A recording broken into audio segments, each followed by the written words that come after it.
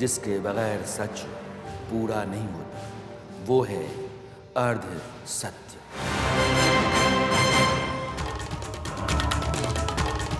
नमस्कार, मैं Rana Yashwant India news पर आपका स्वागत करता हूं और आप देख रहे हैं अर्ध सत्य। बात तो पुरानी है, 1988 की, मगर आज बिल्कुल नई सी है। क्यों है इसको बाद में बताऊंगा, पहले इस मामले को सुनिए। एक महिला थी मीना माथुर, जिनके पति थे जितेंद्र माथुर। माथुर साहब को एक महिला से प्रेम हो गया और वे उसे शादी करना चाहते थे। उस महिला का नाम था सुनीता नरूला। दिक्कत ये थी कि पति पत्नी और वो तीनों हिंदू थे, और हिंदू मैरिज एक्ट कहता है कि आप तब तक दूसरी शादी नहीं कर सकते जब तक पत्नी से तलाक पूरा ना हो जाए। जितेंद्र माथुर की पत्नी तलाक दे नहीं रही थी, तो उन्होंने एक रास्ता निकाला। उन साहब ने इस्लाम अपना लिया और मुसलमान हो गए। सुनीता नरूला ने भी यही किया और वे फातिमा हो गई। अब रास्ता साफ था, क्योंकि इस्लाम में 3 शादियां कानूनन सही हैं। दोनों ने निकाह कर लिया। इसके बाद जितेंद्र माथुर की पत्नी मीना माथुर कोर्ट गईं। उनके साथ एनजीओ चलाने वाली महिला सरला मुदगल भी थी। इस केस को कानून की किताब में Sarla Mudgal versus union of India के नाम से जाना जाता है। मीना माथुर ने अदालत से कहा कि मेरे पति ने मुझसे शादी हिंदू मैरिज एक्ट के तहत की और तलाक दिए बगैर दूसरी शादी कर ली, और यही करने भर के लिए वे मुसलमान बने। ये सरासर गलत है और उनके खिलाफ आईपीसी की धारा 494 के तहत मुकदमा बनता है। ये धारा 494 है, ये कहती है कि अगर आप हिंदू हैं और शादीशुदा रहते हुए दूसरी शादी करते हैं तो वह शादी मान्य नहीं होगी, दूसरी वाली, और आपको 7 साल तक की सज़ा हो सकती है। मामला सुप्रीम कोर्ट में था और अदालत को मीना माथुर की बात बिल्कुल वाजिब लगी और कानूनन दुरुस्त भी। जो बेंच इस मामले की सुनवाई कर रही थी, उसके एक जज जस्टिस कुलदीप सिंह ने केंद्र सरकार से अपने फैसले में कहा था कि समान नागरिक संहिता पर कानून बनाने और लागू करने पर विचार करना चाहिए। ऐसा करते समय उन्होंने शाहबानो मामले में यूनिफॉर्म सिविल कोड पर सुप्रीम कोर्ट की बात को दोहराया था। शाहबानो का केस क्या था और तब सुप्रीम कोर्ट ने क्या कहा था, इसको भी हम जानेंगे। लेकिन अभी हम ये समझते हैं कि 35 साल पुराने केस को मैंने आज के लिहाज से मौजू क्यों कहा। दरअसल लॉ कमीशन ने समान नागरिक संहिता पर लोगों की राय जानने का काम शुरू कर दिया है, जिसके बारे में सुप्रीम कोर्ट ने कई बार सरकार को विचार करने को कहा है। लॉ कमीशन ने पब्लिक नोटिस जारी कर समान नागरिक संहिता पर आम जनता और मान्यता प्राप्त धार्मिक संगठनों की राय मंगाई है। राय भेजने के लिए आपके पास 30 दिनों का समय है। इस बात के आसार हैं कि आयोग जल्द ही अपना काम पूरा कर केंद्र सरकार को रिपोर्ट दे सकता है। इसके बाद गेंद सरकार के पाले में होगी। चूंकि समान नागरिक संहिता बीजेपी के जो 3 बुनियादी संकल्प रहे हैं, उनमें से एक है। 3 बुनियादी क्या? 370 हटाना, राम मंदिर का अयोध्या में निर्माण और समान नागरिक संहिता। इन तीनों में से 2 पूरे हो चुके हैं। इसलिए माना जाता है कि मोदी सरकार अगले साल के चुनावों से पहले देश में समान नागरिक संहिता लागू कर देगी। जो लोग इसके पैरोकार हैं, वे कहते हैं कि इसका सबसे अधिक फायदा मुस्लिम महिलाओं को होगा। इंडियन सिविल कोड बनाया जाए इंडियन पिनल कोड की तर्ज पे, उसी में चैप्टर वाइज सारे सिस्टम हो। Age of marriage, grounds of divorce, procedure of divorce, succession, inheritance और हम दो हमारे दो। तो मुझे लगता है कि जनसंख्या नियंत्रण के लिए अलग से कानून नहीं बनाना पड़ेगा। देश की सभी बहन बेटियों को इक्वल राइट मिल जाएगा। और जो सबसे बड़ी समस्या बनी है अलग अलग पर्सनल लॉ की वजह से, जितना भेदभाव चल रहा है, कोर्ट के ऊपर प्रेशर है, हिंदू के लिए अलग कानून, मुस्लिम के लिए अलग कानून, पारसी के लिए अलग कानून, ईसाई के लिए अलग कानून, वो भी खत्म हो जाएगा। कोर्ट में भी आसानी रहेगी, पुलिस के लिए भी आसानी रहेगी, सभी नागरिकों को इक्वल राइट मिल जाएगा, देश की सभी बहन बेटियों को इक्वल राइट मिल जाएगा। और सबसे बड़ी बात, देश की एकता अखंडता मजबूत होगी। वास्तविक सेकुलरिज्म आएगा जब भारत में एक इंडियन सिविल कोड लागू होगा। वास्तविक सेकुलरिज्म आएगा जब भारत में सबके लिए एक सिविल कानून होगा, 1 नेशन 1 सिविल लॉ होगा। ऐसे में एक आदमी ये जानना चाहता होगा कि समान नागरिक संहिता, जिसे यूनिफॉर्म सिविल कोड भी कहते हैं, ये है क्या? इससे होगा क्या? संविधान इसके बारे में क्या कहता है? और अगर ये लागू हो जाता है तो आम नागरिक को क्या फायदा होगा? दरअसल हमारे यहाँ शादी, तलाक, मुआवजा, विरासत, उत्तराधिकार यानी कि मैरिज, डिवोर्स, कॉम्पनसेशन, सक्सेशन और अडॉप्शन जैसे मामलों के कानूनी प्रावधान अलग अलग धर्मों के लिए अलग अलग हैं। अश्विनी उपाध्याय जो बात कह रहे थे वही बात है। उन्होंने एक और इसमें बात जोड़ी है कि जब ये कानून बनाया जाए समान नागरिक संहिता का, तो उसमें जनसंख्या नियंत्रण की बात भी शामिल कर दी जाए कि 2 ही बच्चे पैदा किए जाएं। इस हक में भी कई लोग हैं। यानी हमारा देश तो एक है, हमारी नागरिकता भी एक है, लेकिन हमारे सिविल राइट्स अलग अलग हैं। हम रहते इसी देश में, अड़ोसी पड़ोसी में हो सकते हैं, लेकिन विवाह, तलाक, विरासत, उत्तराधिकार के मामले में हमारे धर्म के मुताबिक कानून बनाए गए हैं। कोड है जो किसी भी अपराध में किसी भी धर्म के, किसी भी पंथ के, किसी भी समुदाय के व्यक्ति के खिलाफ अगर वो कोई अपराध कारित करता है तो वो एप्लीकेबल होता है। उसी तरह से जो स्पेशल एक्ट्स हैं, चाहे वो एनडीपीएस एक्ट हो, चाहे वो पीएमएलए एक्ट हो, चाहे वो यूएपीए हो, चाहे वो एनएसए हो, वो जो सेंट्रल लेजिस्लेशंस हैं, एक्ट्स हैं, वो भी उस तरह के ऑफेंस में डील करते हैं। और कोई व्यक्ति अगर उसका दुरुपयोग करता है, उसके ऑफेंस उसके रजिस्टर होते हैं। तो यहाँ पर भी किसी भी धर्म, पंथ और जाति के आधार पर नहीं, बल्कि भारत का नागरिक होने के नाते उसके ऊपर उस सुसंगत धाराएं लगती हैं। भारत का संविधान भी हमारा यही कहता है कि सिटीजन्स की बात करता है, धर्म पंथों की बात बाद में करता है। लेकिन यहां पर अगर मैरिज की बात आ जाती है, डाइवोर्स की बात आती है, एडॉप्शन की बात आती है, इनहेरिटेंस की बात आती है, तो वहां पर शरीयत जैसे कानून, हिंदू कोड, डाइवोर्स लॉ ऐसे आ जाते हैं। एक कहानी सुनाता हूं आपको। मेरे 2 खास मेहमान मेरे साथ जुड़े हुए हैं। उन तक चलने से पहले आप इसको देखिए, सुनिए जरा। राजस्थान का एक लड़का अपनी पत्नी से तलाक चाहता था। पत्नी ने कोर्ट में कहा कि हम लोग हिंदू तो हैं, लेकिन मीणा है, यानी अनुसूचित जनजाति के हैं, और हम हिंदू मैरिज एक्ट के तहत तलाक वाला नियम नहीं मानते हैं, पर लागू नहीं होता है, इसलिए अर्जी खारिज कर दी जाए। दरअसल कुछ जनजातियों के अस्तित्व और पहचान को बनाए रखने के लिए अलग अलग प्रावधान किए गए हैं, उसमें मीणा जाति भी। लड़की उसी का हवाला दे रही थी। बात लोअर कोर्ट में बनी नहीं तो मामला दिल्ली हाई कोर्ट में आ गया। लड़के ने यहाँ भी वही बात कही कि मैं हिंदू हूँ, हिंदू रीति रिवाज से शादी हुई है, मेरा विवाह भी उसी के तहत है, मुझे उसी के मुताबिक तलाक चाहिए। लड़की ने यहाँ भी अपनी लोअर कोर्ट वाली बात दोहराई कि मेरे यहाँ वो कानूनी मान्यता नहीं है। अदालत को लगा कि न लड़का गलत है न लड़की, दिक्कत कानून में है।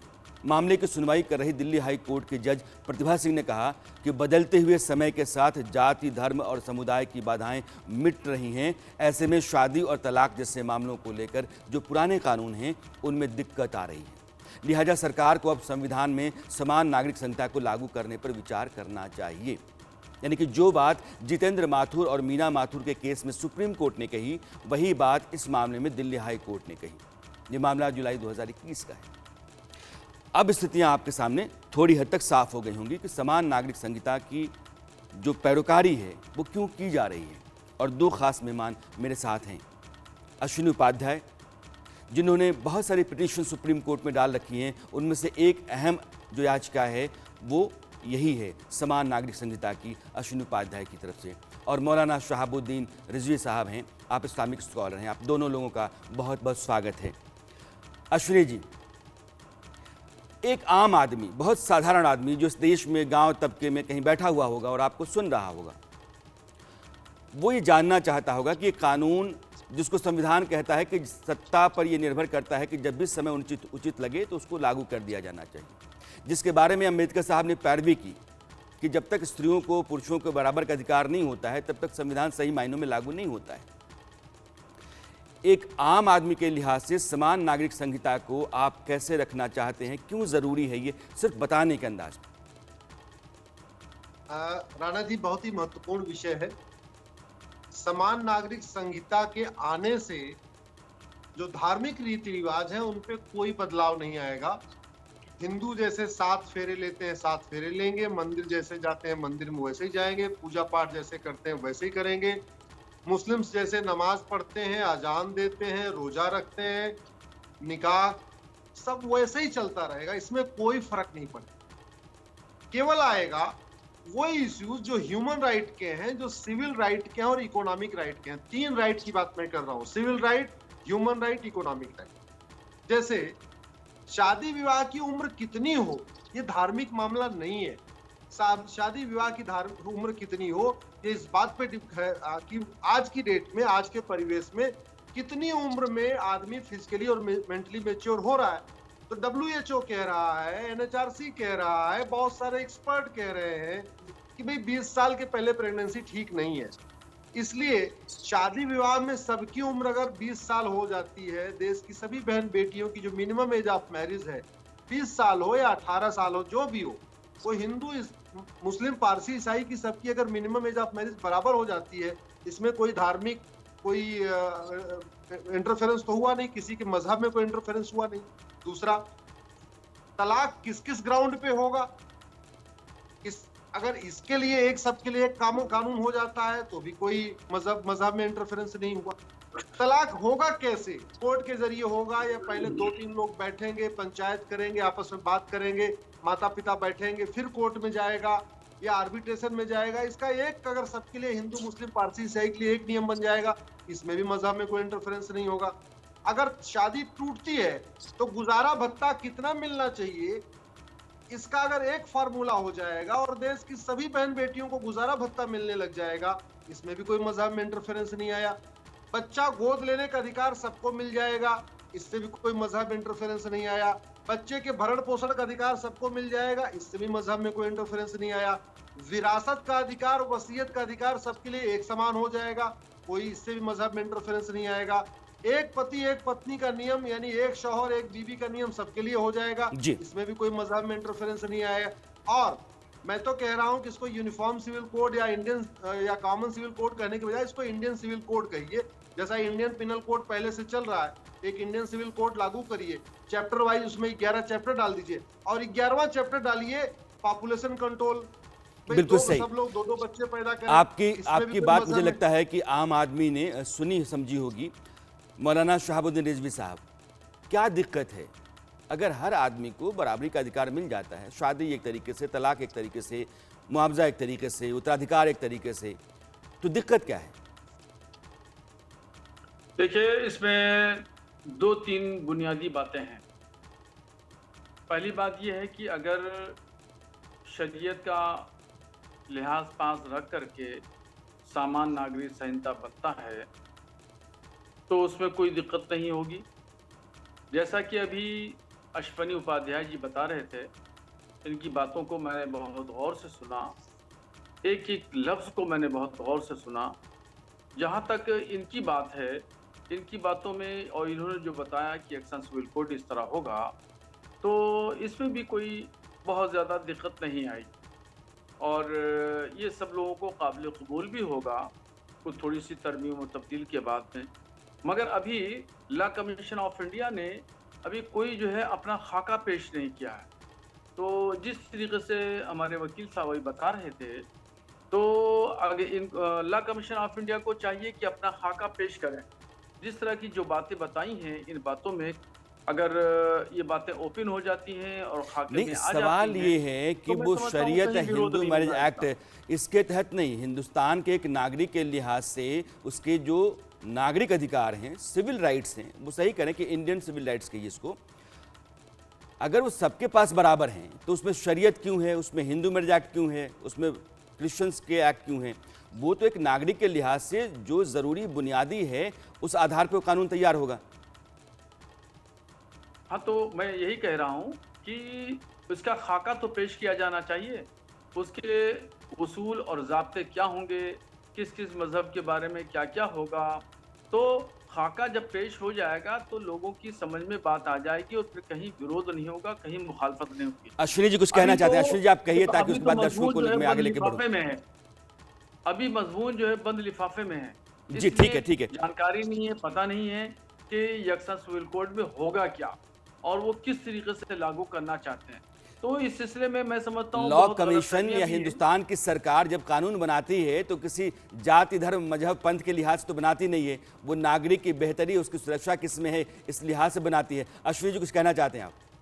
हाँ, देखिए साहबुद्दीन जी ने एक मुझे लगता है जो मैंने 7-8 बिंदु बताए थे वो मोटा मोटा, और मैं इसलिए स्वागत करता हूँ साहबुद्दीन जी का, जो कह रहे हैं कि बिल्कुल ठीक बात है, अगर ऐसा होता तो कोई दिक्कत नहीं है। तो मैं इतना कह सकता हूँ राणा जी, मैंने पूरी दुनिया के यूनिफॉर्म सिविल कोड को पढ़ा है, उसको समझा है, उसके बाद ही मैंने सुप्रीम कोर्ट में पीआईएल फाइल किया था।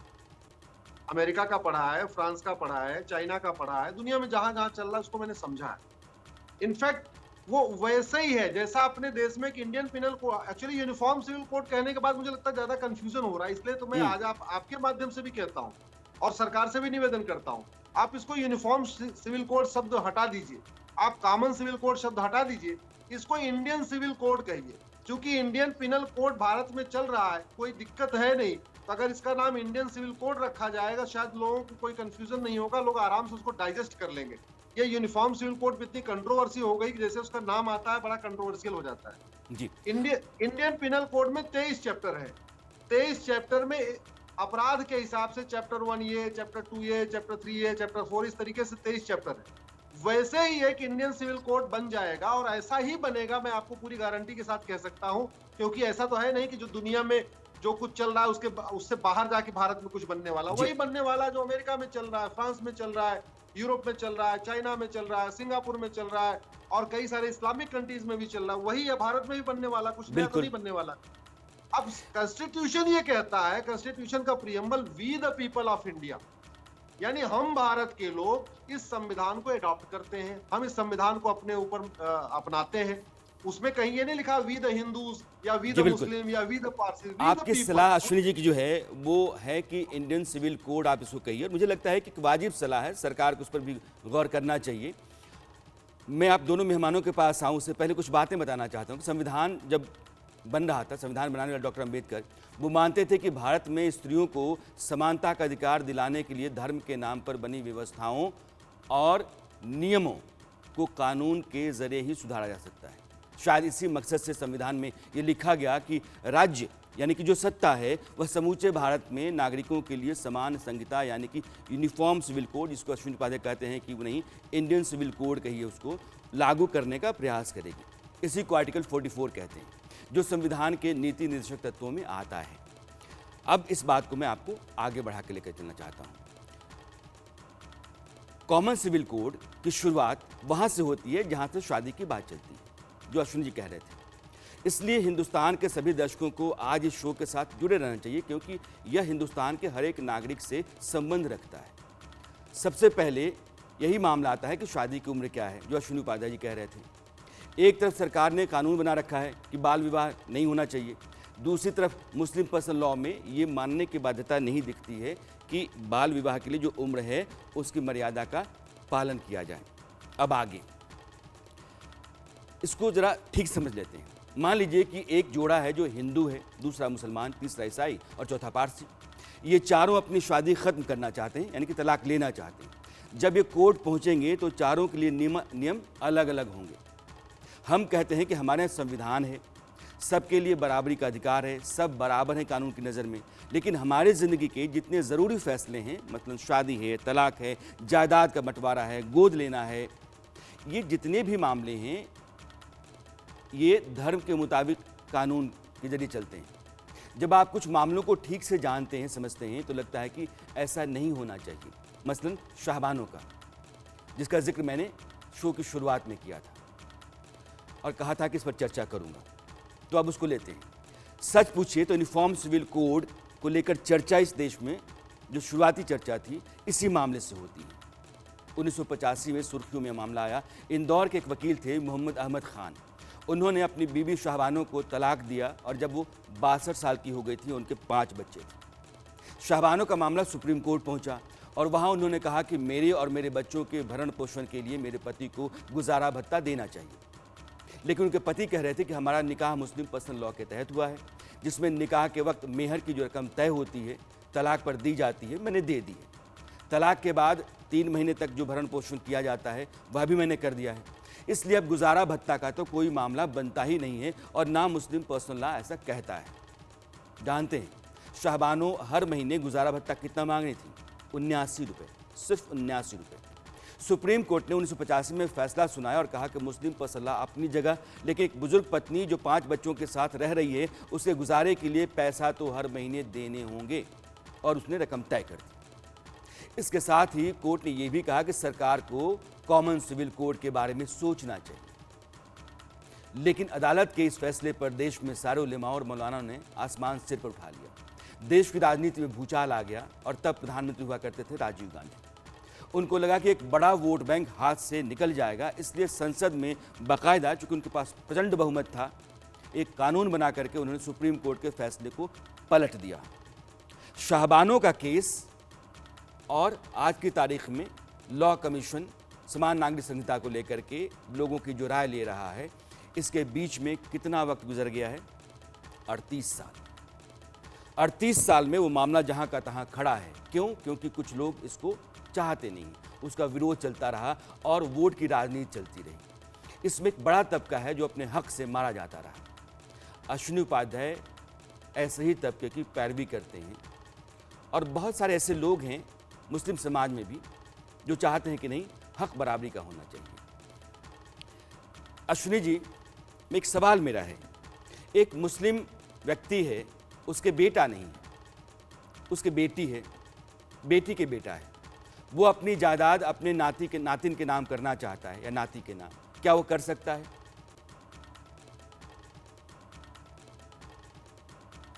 मैंने PIL फाइल किया तो मेरे पास कश्मीर से किसी का फोन आया जी, और उन्होंने बताया, कहा कि मेरे नाना हमें अपनी पूरी प्रॉपर्टी देना चाहते हैं लेकिन दे नहीं पा रहे पूरी की पूरी, और उसकी लगभग आधी प्रॉपर्टी वक्त में चली जा रही है। तो ये प्रॉब्लम है, यही एक प्रॉब्लम है जहां पे कई बार तो मान लीजिए बच्चा नहीं हुआ, बच्चा नहीं होने पे गोद ले नहीं सकते लेकिन दूसरा निकाह कर लेते हैं, तो पता चला एक सौतन आ गई और कमी जो है शौहर में थी तो दो निकाह भी कर लिया, फिर भी बच्चा नहीं हुआ। कई बार ऐसा भी होता है कि 4 बेटियां हैं, 5 बेटियां हैं, लेकिन प्रॉपर्टी चूंकि पूरी दामाद को दे नहीं सकते, अपने नाती को दे नहीं सकते, उसके लिए बच्चा चाहिए, बेटा चाहिए। और बेटा होगा कि बेटी, ये इस बात पे डिपेंड करता है, हस्बैंड पे डिपेंड करता है। तो पता चला बेटे के चाहत में एक और निकाह कर लिया, अब 5 बेटी पहले थी, दूसरे से भी 5 बेटी हो गई, 10 बेटियां हो गई, बेटा हुआ ही नहीं। तो ये एक प्रॉब्लम है। मुझे लगता है कि हम जब राणा जी 21वीं सदी में रह रहे हैं और आज 21वीं सदी की तरह सोच रहे हैं, 21वीं सदी की चीजों को उपयोग कर रहे हैं, बिजली ले रहे हैं, पंखा चला रहे हैं, AC चला रहे हैं, मोबाइल यूज कर रहे हैं, ट्रेन से चल रहे हैं, प्लेन से चल रहे हैं, अब हम वो सब काम नहीं कर रहे जो आदिकाल में करते थे। तो आज की डेट में इंटरनेशनली पूरी दुनिया में ह्यूमन राइट के लिए क्या हो रहा है, कैसे हो रहा है, उस स्पिरिट में हमें आगे चलना चाहिए। और जहां तक मैं अगर भारत की बात करूं तो भारत ने तो पूरी दुनिया को महिलाओं की इज्जत के एक आदर्श दिया है। नारी तू नारायणी, ये भारत का कॉन्सेप्ट है, पूरी दुनिया का नहीं। मौलाना शहाबुद्दीन, अश्विनी जी ने जो बातें कही हैं, मैं सिर्फ एक इंसान और नागरिक के बुनियादी अधिकार के हवाले से आपसे पूछ रहा हूं। कोई व्यक्ति अपनी बेटी की औलाद को इसलिए जायदाद नहीं दे सकता है क्योंकि उसका कानून जो है वो उसकी इजाज़त नहीं देता है, शरिया इजाज़त नहीं देता है। कोई महिला अपने पति से गुजारा भत्ता इसलिए नहीं ले सकती है क्योंकि शरीयत ऐसा नहीं कहता है। क्या आपको लगता है कि ये व्यवस्थाएं ऐसी बनी रहनी चाहिए? समाज, दुनिया, समय बहुत आगे निकल गया है। खुलते हुए समाज के भीतर इस तरह से अगर जकड़बंदियां रहेंगी तो फिर कैसे बेहतरी होगी? इस्लाम ने इंसानियत का दर्स दिया है और शौहरों से ये कहा गया उनकी बीवियों के लिए कि वो हुस्न सलूक के साथ पेश आएं। और सर होता नहीं ना। अब कुरान ने, हदीस ने, मैंने बहुत कुरान पढ़ी, मैंने बहुत हदीस पढ़ी है, इजमा कयास, मेरा नियंत्रण ठीक है। मैं सिर्फ बोल रहा हूं कि जो लिखा गया है और जो होता है, दोनों में जमीन आसमान का अंतर है। जो होता है वो नहीं होना चाहिए और नहीं होने के लिए एक ही रास्ता है, कानून। कानून के हक में है कि नहीं? कानून अगर तमाम मज़ाहिब का ख्याल रखा जाता है, जैसा कि अभी अश्विनी जी बता रहे थे, उनके बताने के मुताबिक अगर इस तरीके से कानून बनता है, इंडियन सिविल कोड उसका नाम दिया जाता है, तो मैं समझता हूँ बहुत सारी गलतफहमियां लोगों के दिलो दिमाग से निकल जाएंगी। जी क्योंकि सामान्य नागरिक संहिता का नाम आते ही बहुत सारे शक व शुबहात पैदा हो जाते हैं। तो इन शक व शुबहात को दूर करने के लिए ज़रूरी है कि लॉ कमीशन ऑफ इंडिया एक खाका जारी करे और वो कहे कि किसी के मजहब पर कोई हर्फ नहीं आएगा, किसी को नुकसान नहीं पहुंचेगा, किसी को ठेस नहीं पहुंचेगी, जी सबका ख्याल रखा जाएगा। तो कहीं से ये कहीं आपकी भी कोई नेक किसी सलाह को है, विरोध नहीं नेक सलाह है। करेगा। लेकिन मुझे लगता है जब सरकार कभी भी फैसला करती है, लॉ कमीशन चूंकि एक संस्था है, तो जब कभी भी वो विचार करता है तो नागरिक के लिहाज से करता है, धर्म के लिहाज से नहीं करता है। आप दोनों मेहमान जुड़े, आप दोनों ने अपनी अपनी बात रखी, आप दोनों का बहुत बहुत शुक्रिया। समान नागरिक संहिता के खिलाफ देश में आवाज़ ज़्यादातर मुस्लिम समाज उठाता है। उसको लगता है कि मर्दों का जो दबदबा है वो ख़त्म हो जाएगा।